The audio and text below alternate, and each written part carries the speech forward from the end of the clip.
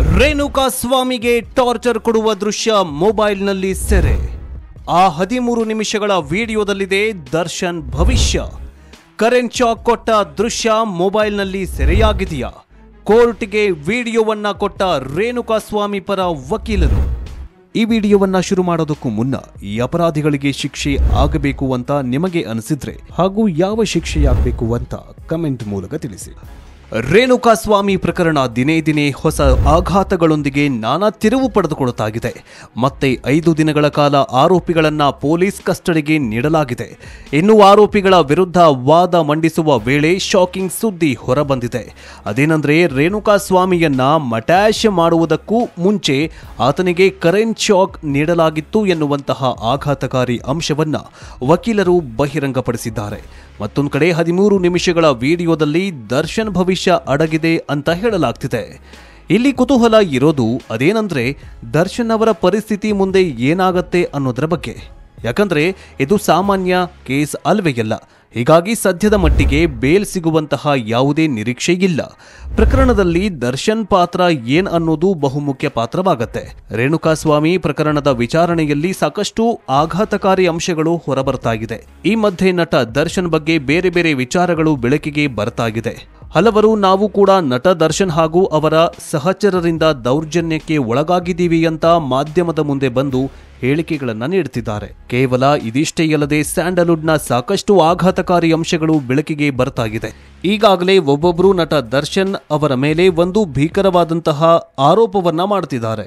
ಖ್ಯಾತ ಸಂಗೀತ ನಿರ್ದೇಶಕರಿಗೆ ನಟ ದರ್ಶನ್ ಕರೆ ಮಾಡಿ ಬೆದರಿಕೆ ಹಾಕಿದ್ನಂತೆ, ಮಾನಸಿಕವಾಗಿ ಹಿಂಸೆ ನೀಡಿದ್ನಂತೆ. ಈ ಒತ್ತಡವನ್ನ ತಾಳಲಾರದೆ ಸಂಗೀತ ನಿರ್ದೇಶಕರಿಗೆ ಹೃದಯಾಘಾತ ಆಗಿತ್ತು ಅನ್ನುವಂತಹ ಭೀಕರವಾದ ಆರೋಪ ಮಾಡಲಾಗ್ತಿದೆ. ಇನ್ನು ಇತ್ತೀಚೆಗಷ್ಟೇ ಪರಿಹಾರ ಕೇಳೋಕೆ ಹೋದಂತಹ ವ್ಯಕ್ತಿ ದರ್ಶನ್ ಫಾರ್ಮ್ ಹೌಸ್ಗೆ ಹೋದಾಗ ನಟ ದರ್ಶನ್ ಸಹಚರರು ಅಂದ್ರೆ ಡಿ ಗ್ಯಾಂಗ್ ತಮ್ಮ ಮೇಲೆ ನಾಯಿ ಛೂ ಬಿಟ್ಟಿರೋದಾಗಿಯೂ ಕೂಡ ಹೇಳಿಕೆಯನ್ನ ಕೊಟ್ಟಿದ್ರು. ಅಷ್ಟು ವಿಕೃತಿ ಗ್ಯಾಂಗ್ ಇದು ಡಿ ಬಾಸ್ ಗ್ಯಾಂಗ್. ಇನ್ನು ಕೋರ್ಟಿನಲ್ಲಿ ಸಲ್ಲಿಕೆಯಾಗಿರುವ ಮಾಹಿತಿಯ ಪ್ರಕಾರ ರೇಣುಕಾ ಸ್ವಾಮಿಗೆ ಕಾಲಿನಿಂದ ಫುಟ್ಬಾಲ್ನಂತೆ ಒದ್ದು ಮರ್ಮಾಂಗಕ್ಕೆ ಹೊಡೆದು ಕೈಕಾಲುಗಳನ್ನು ಹಿಡಿದು ಜೋಲಾಡಿಸಿ ದೊಣ್ಣೆ, ಮರದ ತುಂಡುಗಳು ಹಾಗೂ ಹಗ್ಗದಿಂದ ಹೊಡೆದು ಮನಬಂದಂತೆ ಚಿತ್ರಹಿಂಸೆ ನೀಡಿದ್ರಂತೆ. ಈ ಬೆನ್ನಲ್ಲೇ ಆತನಿಗೆ ಕರೆಂಟ್ ಶಾಕ್ ಕೂಡ ಕೊಟ್ಟಿದ್ರು ಅನ್ನೋ ವಿಚಾರ ಬಹಿರಂಗವಾಗಿದೆ. ರೇಣುಕಾ ಸ್ವಾಮಿಗೆ ಮರ್ಮಾಂಗ, ತಲೆ ಹಾಗೂ ಬಾಯಿ ಸೇರಿದಂತೆ ದೇಹದ ವಿವಿಧೆಡೆ ವಿದ್ಯುತ್ ಶಾಕ್ ನೀಡಿ ದರ್ಶನ್ ಗ್ಯಾಂಗ್ ಮೃಗೀಯವಾಗಿ ವರ್ತನೆ ಮಾಡಿದೆ ಅಂತ ತಿಳಿದು ಬಂದಿದೆ. ಮರಣೋತ್ತರ ಪರೀಕ್ಷೆಯಲ್ಲಿ ಸಹ ಮರ್ಮಾಂಗದ ಬಳಿ ರಕ್ತದ ಕಲೆಗಳು ಹಾಗೂ ತಲೆಯೊಳಗೆ ರಕ್ತಸ್ರಾವವಾಗಿ ಹೆಪ್ಪುಗಟ್ಟಿದ್ದು ಪತ್ತೆಯಾಗಿತ್ತು. ಹೀಗಾಗಿ ವಿದ್ಯುತ್ ಶಾಕ್ ಪರಿಣಾಮ ತಲೆಯೊಳಗೆ ರಕ್ತ ಸಂಚಲನ ಸ್ಥಗಿತವಾಗಿರಬಹುದು ಅಂತ ಪೊಲೀಸರು ಶಂಕೆ ವ್ಯಕ್ತಪಡಿಸುತ್ತಿದ್ದಾರೆ. ಅದೇ ರೀತಿಯಾಗಿ ದರ್ಶನ್ ಸಹಚರರ ಪರಮಾಪ್ತ ಆಗಿರುವ ವಿನಯ್ ಯುವಕನೋರ್ವನಿಗೆ ಹಲ್ಲೆ ನಡೆಸಿರುವಂತಹ ವಿಡಿಯೋ ಕೂಡ ಈಗ ವೈರಲ್ ಆಗ್ತಾ ಇದೆ. ಇದಿಷ್ಟೇ ಅಲ್ಲದೆ ನಟ ದರ್ಶನ್ ತನ್ನ ಸಹೋದರರ ಮೇಲೂ ಕೂಡ ಹಲ್ಲೆ ನಡೆಸಿದ್ದಾರೆ ಎನ್ನುವಂತಹ ಆಘಾತಕಾರಿ ಮಾಹಿತಿಯೊಂದು ಈಗ ಹೊರಬಿದ್ದಿದ್ದು, ಇದೇ ನಟ ದರ್ಶನ್ ಸಹೋದರ ದಿನಕರ್ ಜೊತೆಗೂ ಕೂಡ ದೊಡ್ಡದಾಗಿ ಜಗಳ ಮಾಡಿಕೊಂಡಿದ್ದ. ದೊಡ್ಡ ಮಾರಾಮಾರಿಯೇ ನಡೆದಿತ್ತು ಅನ್ನುವಂತಹ ಶಾಕಿಂಗ್ ಮಾಹಿತಿಯನ್ನ ದರ್ಶನ್ ಆಪ್ತರೊಬ್ಬರು ಹೇಳಿಕೊಂಡಿದ್ದಾರೆ. ಈ ಬಗ್ಗೆ ಆಡಿಯೋ ಕೂಡ ಇದೆ. ಆ ಆಘಾತಕಾರಿ ಆಡಿಯೋವನ್ನ ನಿಮಗೆ ಕೇಳಿಸ್ತೀವಿ. ಕೇವಲ ಇದಿಷ್ಟೇ ಅಲ್ಲದೆ ದರ್ಶನ್ ಹಾಗೂ ಸಹಚರರು ಸಿನಿಮಾ ಮಂದಿರದ ಮೇಲೂ ಕೂಡ ದೌರ್ಜನ್ಯ ಎಸಗಿದ್ದಾರೆ ಎನ್ನುವಂತಹ ಮಾತುಗಳು ಈಗ ಕೇಳಿ ಬರ್ತಾಗಿದೆ.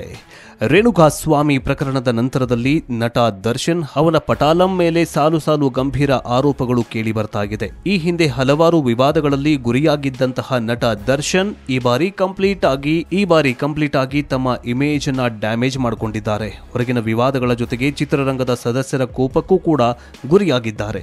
ಚಿತ್ರರಂಗದಲ್ಲೂ ಹಲವಾರು ಆರೋಪಗಳು ಕೇಳಿ ಬರ್ತಾಗಿದೆ. ಅದು ಸಹ ಚಿತ್ರರಂಗದಲ್ಲಿ ಕೆಲಸ ಮಾಡುವಂತಹ ಸಹಚರರ ಮೇಲೂ ಕೂಡ ಹಲ್ಲೆ ಮಾಡಿದ್ದಾರೆ ಎನ್ನುವಂತಹ ಆರೋಪ ಕೇಳಿ ಬರ್ತಾಗಿದೆ.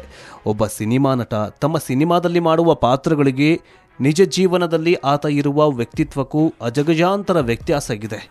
ಆದರೆ ಇದನ್ನ ದರ್ಶನ್ ಯಾವತ್ತೂ ಕೂಡ ಅರ್ಥ ಮಾಡಿಕೊಳ್ಳಲಿಲ್ಲ ಅಂತ ಜನ ಮಾತನಾಡ್ಕೊಳ್ತಿದ್ದಾರೆ. ಅಷ್ಟರ ಮಟ್ಟಿಗೆ ನಟ ದರ್ಶನ್ ಅವರ ಇಮೇಜ್ ಡ್ಯಾಮೇಜ್ ಆಗಿದೆ.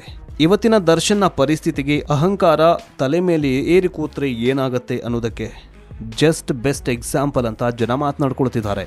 ಅದೇ ರೀತಿಯಲ್ಲಿ ಕನ್ನಡ ಚಿತ್ರರಂಗದಲ್ಲೂ ಸಹ ದರ್ಶನ್ ಅವರು ತಮ್ಮ ಉಗ್ರಾವತಾರವನ್ನ ತೋರಿದ್ದಾರೆ ಎನ್ನುವುದಕ್ಕೆ ಹಲವಾರು ಉದಾಹರಣೆಗಳು ಸಿಗ್ತಾಗಿವೆ.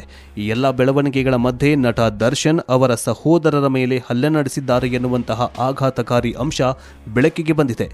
ಈಗಾಗಲೇ ಪತ್ನಿ ವಿಜಯಲಕ್ಷ್ಮಿ ಮೇಲೆ ಯಾವ ರೀತಿ ಹಲ್ಲೆ ಆಯಿತು, ಅದರಿಂದ ಏನೆಲ್ಲ ಆಯಿತು ಅನ್ನೋದು ನಿಮಗೆಲ್ಲ ಗೊತ್ತಾಗಿದೆ. 2011ರಲ್ಲಿ ನಡೆದ ಆ ಘಟನೆಯಿಂದ ದರ್ಶನ್ ಪಾಠ ಕಲಿಬೇಕಿತ್ತು, ಆದರೆ ಕಲೀಲಿಲ್ಲ. ಆಗ ಸೋದರನ ಮೇಲೂ ಕೂಡ ಹಲ್ಲೆಯನ್ನ ನಡೆಸಲಾಗಿತ್ತು ಅನ್ನುವಂತಹ ವಿಚಾರ ಬೆಳಕಿಗೆ ಬಂದಿದೆ.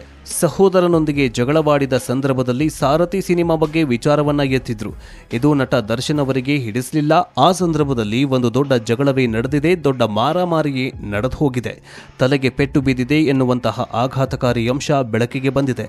ಇದೇ ವಿಚಾರಕ್ಕೆ ಸಂಬಂಧಪಟ್ಟ ಹಾಗೆ ನಟ ದರ್ಶನ್ಗೆ ಆಪ್ತರು ಆಗಿರುವಂತಹ ವ್ಯಕ್ತಿ ಮಾತನಾಡೋ ಸಂದರ್ಭದಲ್ಲಿ ಒಂದು ವಿಡಿಯೋ ವೈರಲ್ ಆಗಿದೆ. ನಟ ದರ್ಶನ್ ಬಂಧನವಾಗ್ತಾ ಇದ್ದಂತೆ ಅವರ ಕುಟುಂಬಕ್ಕೆ ದೊಡ್ಡ ಆಘಾತವಾಗಿದೆ. ಈ ರೀತಿಯಾಗಿ ಕೊಲೆ ಪ್ರಕರಣದಲ್ಲಿ ಬಂಧಿಯಾಗಿರುವುದು ಸಾಮಾನ್ಯ ವಿಚಾರವಲ್ಲ. ಇದರಿಂದ ಕುಟುಂಬಕ್ಕೆ ದೊಡ್ಡ ಆಘಾತವೇ ಆಗಿದೆ. ಇದರ ಜೊತೆಗೆ ಪ್ರಮುಖವಾಗಿ ಗಮನಿಸಬೇಕಾಗಿರೋದು ಏನಂದ್ರೆ, ದರ್ಶನ್ ಅರೆಸ್ಟ್ ಆಗಿ 1 ವಾರ ಕಳೆದರೂ ಅವರನ್ನ ಯಾರೂ ಸಹ ಭೇಟಿಯಾಗೋದಕ್ಕೆ ಬಂದಿಲ್ಲ, ಪ್ರತಿಕ್ರಿಯೆಯನ್ನ ನೀಡ್ತಾ ಇಲ್ಲ. ಯಾಕಂದ್ರೆ ಒಂದು ಪ್ರಕರಣವನ್ನ ಒಂದು ಕಡೆ ಸಮರ್ಥನೆ ಮಾಡಿಕೊಳ್ಳುವುದಕ್ಕೂ ಕೂಡ ಯಾರಿಗೂ ಕೂಡ ಆಗ್ತಾ ಇಲ್ಲ.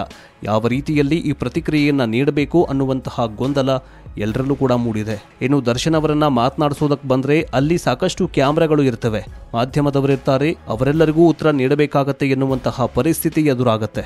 ಹೀಗಾಗಿ ನಟ ದರ್ಶನ್ರಿಂದ ಕಂಪ್ಲೀಟ್ ಆಗಿ ಕುಟುಂಬದವರು ಮತ್ತು ಸ್ನೇಹಿತರು ಅಂತರ ಕಾಯ್ದುಕೊಂಡಿದ್ದಾರೆ. ಹಾಗಂದ ಮಾತ್ರಕ್ಕೆ ದರ್ಶನ್ ಬಂಧನವಾಗಿರೋದು ಅವರಿಗೆ ನೋವುಂಟು ಮಾಡಿಲ್ಲ ಅಂತಲ್ಲ.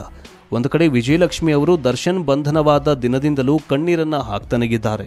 ಮತ್ತೊಂದು ಕಡೆ ತಾಯಿ ಮೀನಾ ತೂಗುದೀಪ ಮನೆಯಿಂದ ಹೊರಗಡೆನೆ ಬಂದಿಲ್ಲ ಅನ್ನುವಂತಹ ವಿಚಾರ ಇದೆ. ಹೀಗೆ ಕುಟುಂಬದವರು ಕಣ್ಣೀರು ಹಾಕ್ತಿದ್ದಾರೆ. ಇನ್ನು ಸಹೋದರ ದಿನಕರ್ ತೂಗುದೀಪ ದರ್ಶನ್ ಅವರ ಜೊತೆ ಸಾಕಷ್ಟು ಮನಸ್ತಾಪ ಇರುವುದು ಈಗಾಗಲೇ ಬಹಿರಂಗವಾಗಿದೆ. ಸಾಕಷ್ಟು ವರ್ಷಗಳಿಂದ ಅವರು ನಟ ದರ್ಶನ್ ಅವರೊಂದಿಗೆ ಅಲ್ಲೂ ಸಹ ಕಾಣಿಸ್ಕೊಂಡಿಲ್ಲ, ಅದರ ಜೊತೆಗೆ ಎಲ್ಲೂ ಕೂಡ ಕಾಣಿಸ್ಕೊಂಡಿಲ್ಲ. ಸದ್ಯ ಅವರು ಸಹ ಆಘಾತಕ್ಕೆ ಒಳಗಾಗಿದ್ದಾರೆ. ಜೊತೆಗೆ ಈ ಪ್ರಕರಣದ ಬಗ್ಗೆ ನಟ ದರ್ಶನ್ ಕುರಿತಾಗಿ ಪ್ರತಿಕ್ರಿಯೆ ನೀಡುವುದಕ್ಕೆ ನಿರಾಕರಿಸಿದ್ದಾರೆ. ದರ್ಶನ್ ಜಗಳ ಆಡಿಕೊಂಡಿದ್ದ ಅನ್ನುವಂತಹ ಮಾಹಿತಿ ಇದೆ. ತಾಯಿ ಜೊತೆಗೂ ಕೂಡ ಮಾತನಾಡುವುದಿಲ್ಲ ಅಂತ ಹೇಳಲಾಗ್ತಿದೆ. ಸ್ಟಾರ್ ನಟರಾಗಿರುವ ದರ್ಶನ್ ಇಂತಹದೊಂದು ಕೆಟ್ಟ ಕೆಲಸ ಮಾಡಿ ಬಂಧನವಾಗ್ತಾರೆ ಅಂತ ಯಾರೂ ಯೋಚನೆ ಮಾಡಿರಲಿಲ್ಲ. ಅಭಿಮಾನಿಗಳಿಗಂತೂ ಇದಕ್ಕಿಂತ ದೊಡ್ಡ ಮತ್ತೊಂದು ಆಘಾತ ಇಲ್ಲ. ಇನ್ನು ದರ್ಶನ್ ಬಗ್ಗೆ ಮಾತನಾಡುವುದಕ್ಕೆ ಕುಟುಂಬಸ್ಥರು ಸಹ ಹೆದರುಕೊಳ್ತಿದ್ದಾರೆ. ಮಾಧ್ಯಮದವರು ಕೇಳುವ ಪ್ರಶ್ನೆಗೆ ಯಾವ ರೀತಿ ಉತ್ತರ ಕೊಡಬೇಕು ಅಂತ ಕಂಗಾಲಾಗಿದ್ದಾರೆ. ಇದರ ನಡುವೆ ದರ್ಶನ್ ಅವರ ಸಹೋದರ ದಿನಕರ್ ತೂಗುದೀಪ ಸುದ್ದಿ ವಾಹಿನಿಯೊಂದಕ್ಕೆ ಪ್ರತಿಕ್ರಿಯೆ ನೀಡಿದ್ರು. ದರ್ಶನ್ ವಿಚಾರವನ್ನ ನನ್ನ ಬಳಿ ಕೇಳೋಕೆ ಹೋಗಬೇಡಿ ಅಂತೆಲ್ಲ ಹೇಳಿದ್ರು. ಈಗಾಗಲೇ ತಾಯಿ ಜೊತೆ ದರ್ಶನ್ ಜಗಳ ಆಡಿಕೊಂಡಿದ್ದು, ಮೀನಾ ತೂಗುದೀಪ ಅವರು ತಮ್ಮ ಕಿರಿಯ ಪುತ್ರ ದಿನಕರ್ ಕುಟುಂಬದ ಜೊತೆ ಇರುವುದಾಗಿ ತಿಳಿದು ಬಂದಿದೆ. ಇನ್ನು ಹುಟ್ಟಿ ಬೆಳೆದ ಮೈಸೂರಿನಲ್ಲಿರುವ ಮನೆಗೆ ದರ್ಶನ್ ಇತ್ತೀಚೆಗೆ ಒಮ್ಮೆಯೂ ಕೂಡ ಬಂದಿಲ್ಲ ಅಂತ ಹೇಳಲಾಗಿದೆ. ದರ್ಶನ್ ಅವರ ನಿರಂತರ ವಿವಾದಗಳಿಂದ ಇಡೀ ಕುಟುಂಬ ಬೇಸತ್ತು ಹೋಗಿದ್ದಾಗಿ ತಿಳಿದು ಬಂದಿದೆ.